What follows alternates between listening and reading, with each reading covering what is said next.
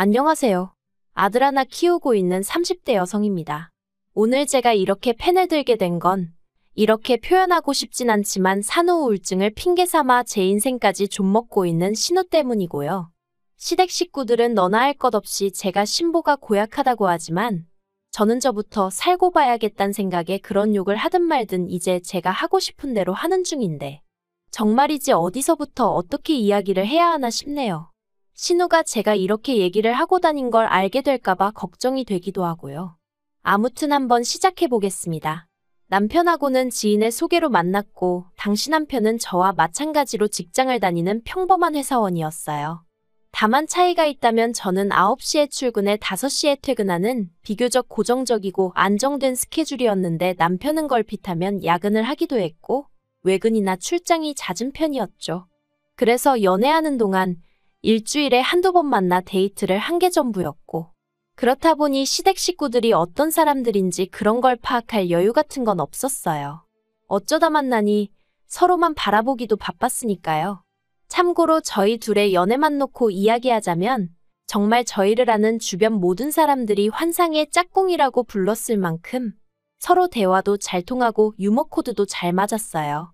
오죽하면 저희끼리도 우리 전생의 쌍둥이였던 거 아니냐며 농담을 할 정도였다니까요.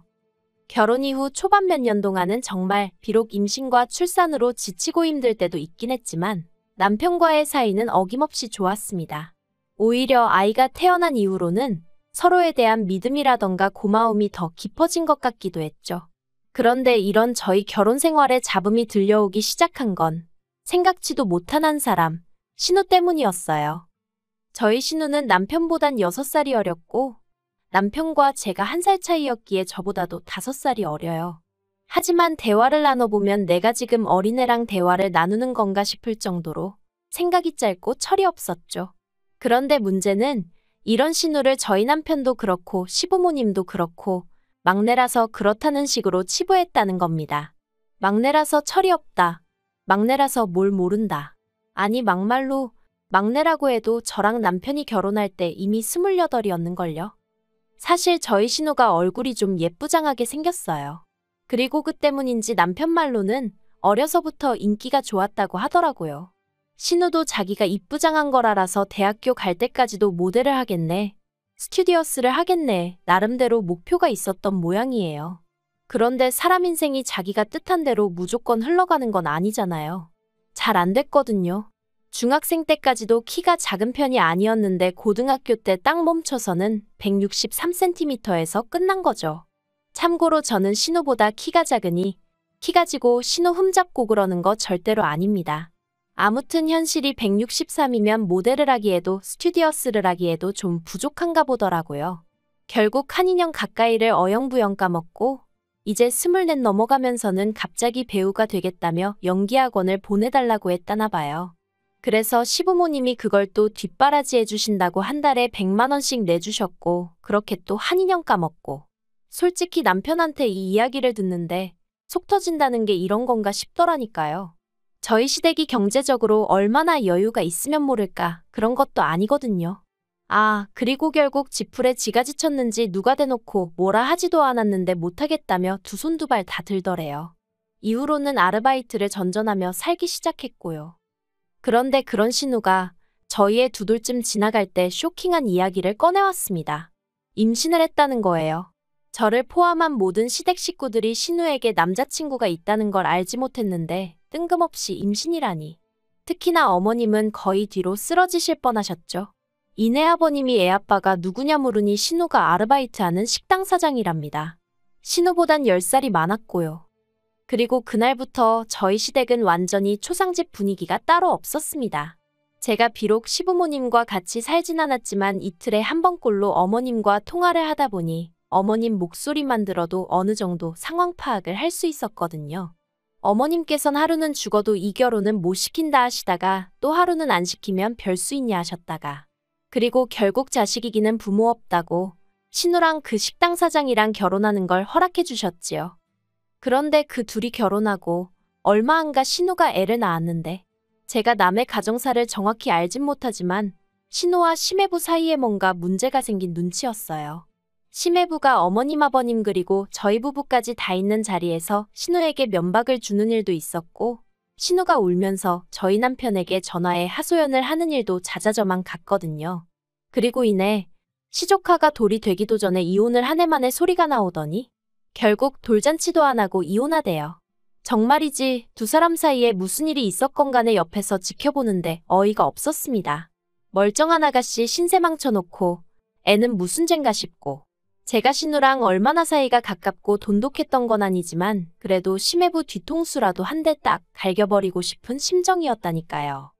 그런데 이후로 생각지도 못한 일이 벌어졌습니다. 신우의 이혼이 제 생활을 고달프게 만들었거든요. 시작은 신우의 우울증이었어요. 사실 우울증인지 뭔지 아무도 정확히 몰라요. 신우가 자기 스스로 자긴 우울증이다 하니까 그런가 보다 했던 거지.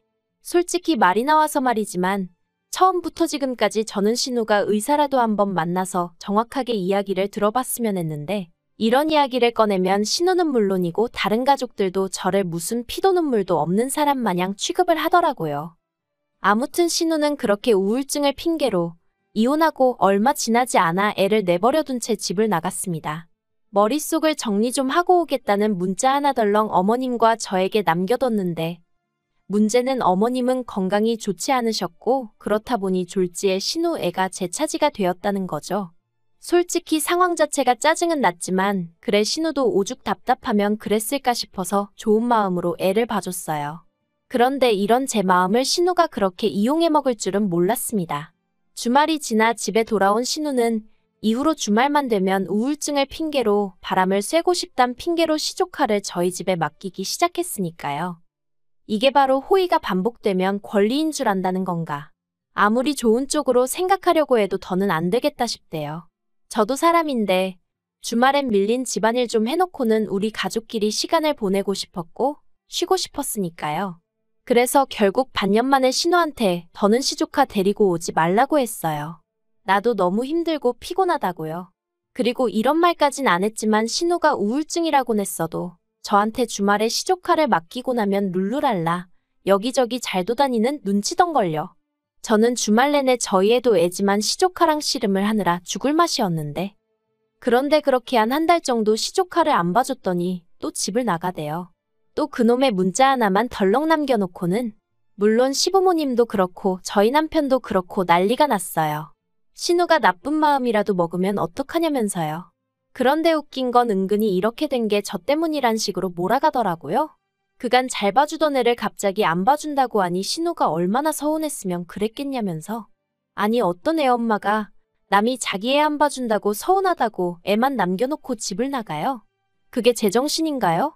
어쨌든 뒤에서 저한테 뭐라고 하던지 말던지 신경 끄고 시조카도 집으로 안 데려왔어요. 이러다간 영원히 이 굴레에서 벗어날 수 없겠구나 싶었거든요. 그리고 그럼 그렇지 3일 만에 신우가 돌아왔습니다. 그리고 지난 3일 동안은 시조카를 저희 시부모님이 맡아주고 계셨는데요. 시부모님이 제가 아닌 남편에게 애가 잠도 안 자고 왜 이렇게 까탈스럽냐면서 하소연을 하시더랍니다. 남편은 그 이야기를 전하면서 제가 조금이라도 시부모님한테 안타까운 마음을 갖길 바라는 눈치였는데 저는 거봐요. 힘드시죠? 이 생각뿐이었어요. 드디어 나를 좀 이해해 주시겠구나 하는 기대도 있었고요. 그런데 신우가 돌아오고 이틀 뒤인가 시부모님이 가족회의를 하자며 자리를 만드시더니 시조카를 앞으로 새 집이나 넣어서 돌아가며 봐주자는 말도 안 되는 얘기를 꺼내셨습니다. 평일 월 화수는 신우가 목금은 시부모님이 그리고 주말은 저희가 봐주라고요. 그래놓곤 어머님 아버님이 저더러 이러면 너도 불만 없지 하시는데 아니 애시당초 신우애는 신우가 키워야지. 황당하기 짝이 없었어요. 그래서 제가 불만이 왜 없냐고 저는 싫다고 했습니다. 어머님 아버님이 신우애를 봐주시건 말건 그건 제 알 바가 아니지만 저는 그렇게 못한다고요. 그러자 남편이 신우가 저렇게 힘들어하는데 가족끼리 좀 도와줄 수 있는 거 아니냐대요. 그래서 그러면 당신이 주말에 시조카 봐주라고 나는 우리 애들 데리고 친정에 가 있겠다 했습니다. 그러자 남편도 순간 얼빠진 표정을 짓더니 바로 태세 전환을 해서는 시부모님께 집사람이 못 본다고 하면 못 보는 거라며 손사래를 치는데 얼마나 어이가 없던지요. 그래서 결국 신우랑 시부모님이랑 두 집만 합심하여 시조카를 돌보게 되었는데 아주 그때부터 저희 부부한테 하루가 멀다 하고 전화를 해서는 너무 힘들다, 집 나가고 싶다, 못 키우겠다, 애 누구 줘버리고 싶다. 정말 엄마라는 사람이 저런 소리를 하는 게 말이 되나 싶을 정도로 아무 말이나 하더라고요. 그래도 눈 하나 깜짝 안 했어요. 저러고 사는 것도 자기들 팔자다 싶었고 저는 저 나름대로 그 전에 할 만큼 했다 싶었기에 더는 애 보는 문제로 얽히기 싫었으니까요. 그런데 몇 달 지나서 황당한 이야기를 들었습니다. 신우가 또 임신을 했다는 거예요. 남자친구가 있는지도 몰랐는데 그렇게 애 보는 걸로 힘들다고 난리더니 무슨 애를 또 가졌다는 건지.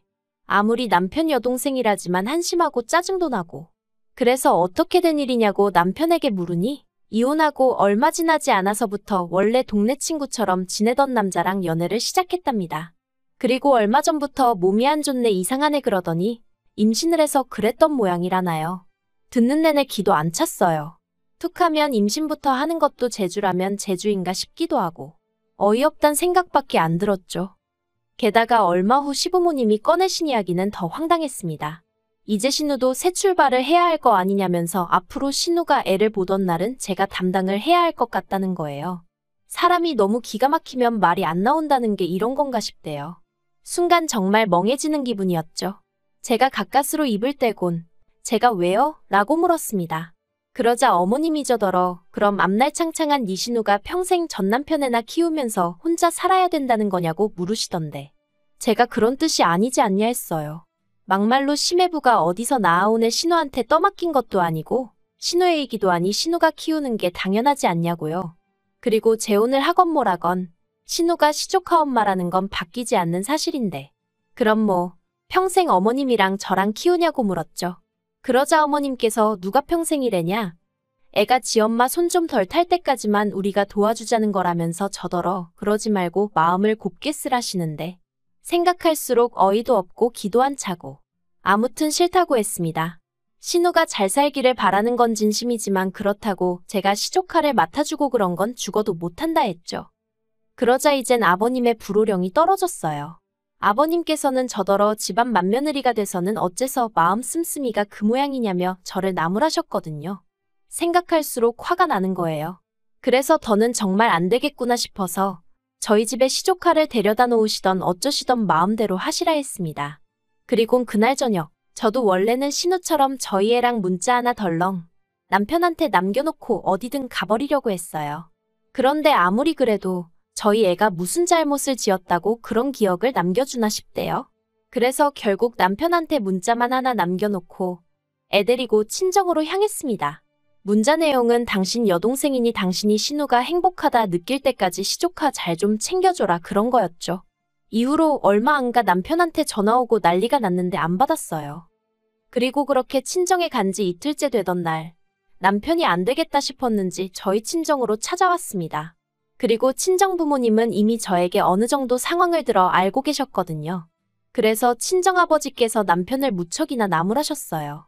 저를 시집 보낼 땐 저 잘 살라고 보낸 거지 모자란 신우 뒷바라지나 하라고 보낸 게 아니었다 하시면서요. 그러면서 여기서 확실히 하라고 차라리 내 딸이랑 이혼을 하던지 아니면 부모님과 단판을 짓고 오던지 하곤 딱 잘라 말씀하시는데 솔직히 좀 든든하더라고요. 참고로 저희 친정부모님은 결혼한 자식이래 부모가 나서는 건 보기 좋지 않다며 웬만해선 간섭은커녕 이렇다 저렇다 네가 잘했다 잘못했다 그런 말씀도 쉽게 입에 올리지 않는 분들이세요.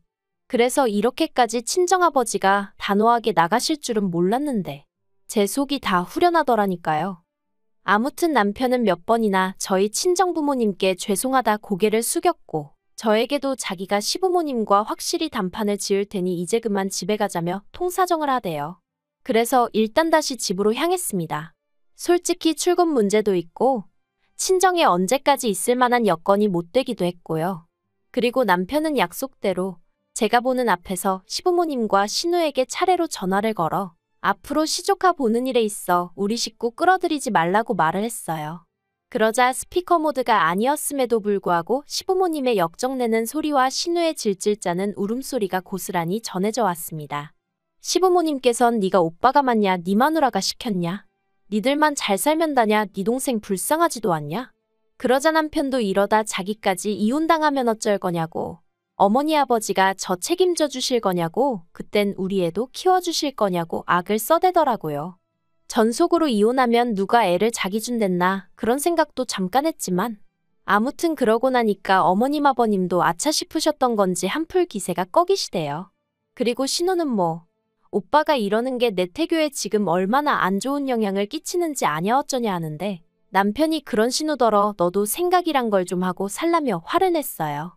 그리고는 이런저런 말을 더 하긴 했는데 차마 여기에 적긴 좀 그렇고요. 아무튼 신우가 아주 대성통곡을 하고 난리도 아니었죠. 한편 남편 속이 어떤지는 몰라도 저희 집엔 평화가 찾아왔습니다.